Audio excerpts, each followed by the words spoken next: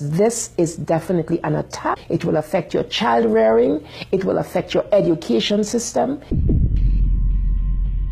This is instructions for the teacher in the classroom to ask her or his students, how do people express their sexual feelings? What is abstinence? And here are some answers. Oral sex, masturbation, anal sex, massage, holding hands, touching each other's genitals, saying, I like you.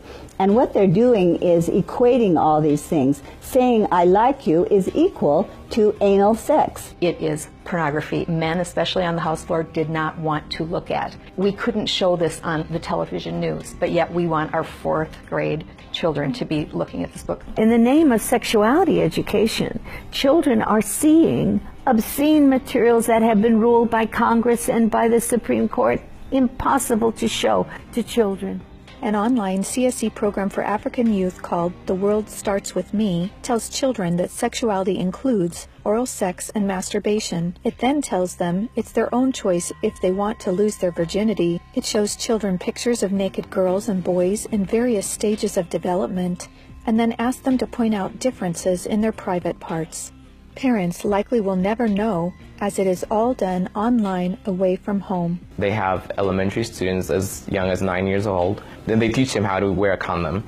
And they have this plastic genitalia, and they even have young girls. They're teaching them how to put a condom on a male genitalia and boys how to put a condom on a women's genitalia without the knowledge and consent of the parents. They're giving them handouts, negotiating sexual encounters with other students.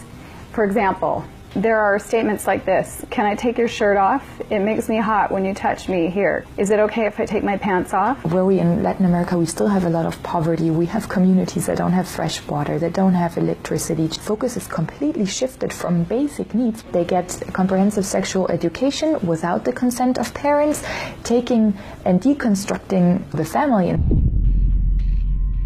My brother Luigi and I had an opportunity to go to the United Nations and give a speech on the UN floor. I told them how Planned Parenthood was passing out a booklet for HIV-positive youth at the United Nations called Healthy, Happy, and Hot. This is for the kids who have AIDS. It teaches about sexual pleasure through masturbation, with same-sex partners, and even if you are drunk. This pamphlet called Healthy, Happy, and Hot tells young people that you have the right not to disclose your HIV status to a sexual partner if you're not comfortable. It also tells young people that are HIV positive that if they decide with their partner not to wear a condom, that's their decision. The World Health Organization standards for sexuality education in Europe actually suggest that children ages 0 to 4 should be given information about masturbation and given the right to explore their gender identity. For ages 4 to 6, children should be taught about same-sex relationships and respect for different norms regarding sexuality. The interests of organizations like UNFPA and IPPF is to get parents out of the picture and to radicalize and sexualize children. UNFPA has tried to convince my country to change our positions on issues such as reproductive rights and comprehensive sexuality education. Madam Chair, does the UNFPA think it can do this because Nauru is the smallest member state of the United Nations? The Nigerian government was actually told by the Western countries that if they do not give in, that they will be denied foreign aid. On page 89 of a UNICEF-published Sexual and Reproductive Health Manual, UNICEF listed situations in which one can obtain sexual pleasure that included sexual responses directed towards inanimate objects, animals, minors, and non-consenting persons. In the context of the Sustainable Development Goals that determines the agenda for the next 15 years, the voice is very, very biased. It's just International Planned Parenthood Federation and their affiliates have a direct influence on the outcome documents, on what is established, what is negotiated at the UN. Some of the objectives of the UNESCO Sexuality Education Guidelines include teaching children at age 9 about sexual stimulation and the definition and function of orgasm, and at age 15, that both men and women can receive sexual pleasure with a partner of the same or opposite sex. The It's All One curriculum also promoted by International Planned Parenthood, reveals the multiple manipulative tactics used to indoctrinate and sexualize children through CSE. Like other CSE programs, It's All One claims, among other things, to be evidence-based, comprehensive, human rights, gender-sensitive, and culturally appropriate education that will increase young people's responsible decision-making, to reduce adolescent rates of pregnancy and sexually transmitted infections, including HIV.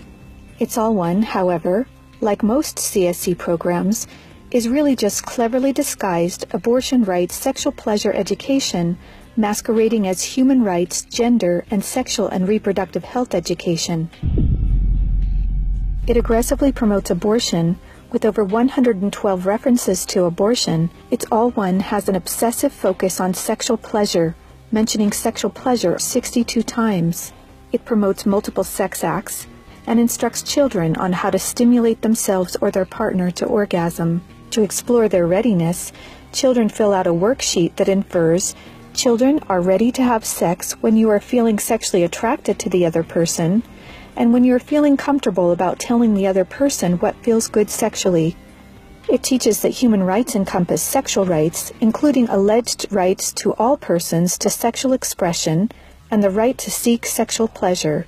Hooking children on sex is a multi-billion-dollar business for Planned Parenthood and other similar organizations. This is because children, or prospects, once sexualized, become Planned Parenthood customers, dependent upon their services. Comprehensive sexuality education programs are disguised under many names. They may be called comprehensive sex or sexual education, education on human sexuality, reproductive health education, information on sexual and reproductive health, family life education, teen pregnancy prevention, rape prevention, anti-bullying programs, HIV/AIDS prevention, and sometimes even abstinence or abstinence plus education.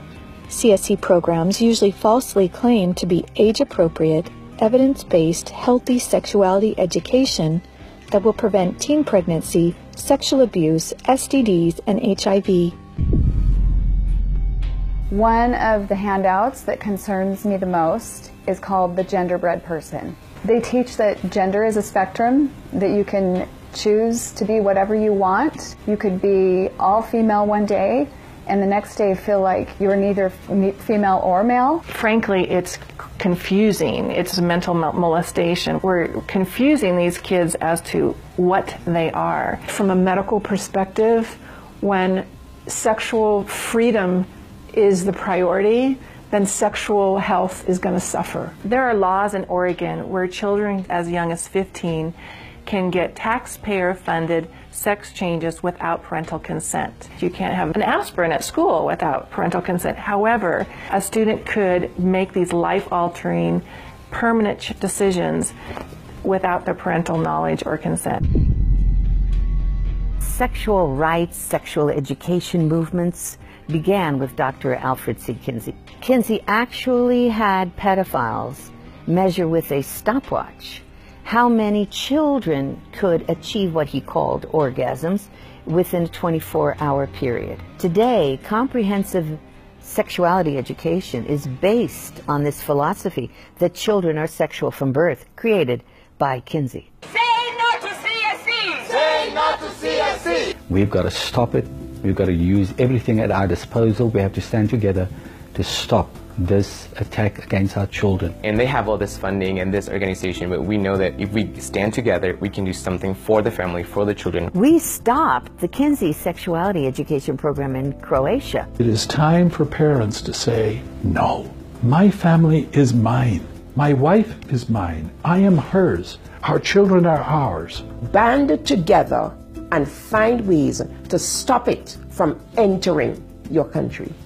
Men have to rise up, defend their family. On matters sexual, the fathers have got to stand up.